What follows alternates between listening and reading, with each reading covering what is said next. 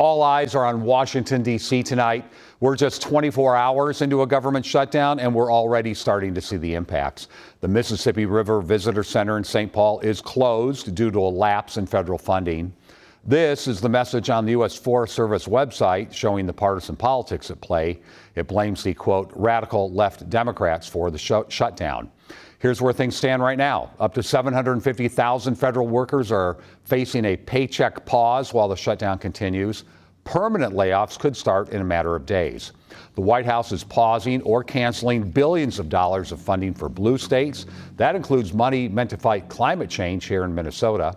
The Senate is not expected to vote on any budget Band-Aid again until Friday. At least 7 Democrats would have to sign off on the Republican bill for it to pass. One of the biggest impacts of the last shutdown was on air travel.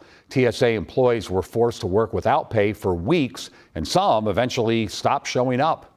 Uba Ali explains how this could get worse fast. Your flight probably took off on time today. Checkpoints kept moving with wait times less than 15 minutes.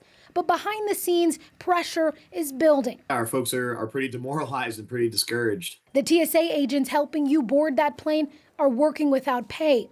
Despite the government shutdown, essential employees like TSA agents are still expected to show up. This is just day one, so I think everybody's still pretty hopeful that this won't last very long. Rorik Hotop represents Minnesota's federal employees, and while they are showing up, he says lawmakers are busy pointing fingers, refusing to compromise. Let us be compensated for the work that we're performing while they're not performing their jobs. We've been here before when the government shut down in 2018, lasting more than 30 days. That shutdown ended after sick calls from air traffic controllers in New York caused flight delays. Hotop says he's urging people to keep clocking in. To expect folks to continue to perform at a maximum level while they're being treated like dirt just doesn't make any common sense. But says it is not sustainable. I do think it's not a matter of if, it's a matter of when.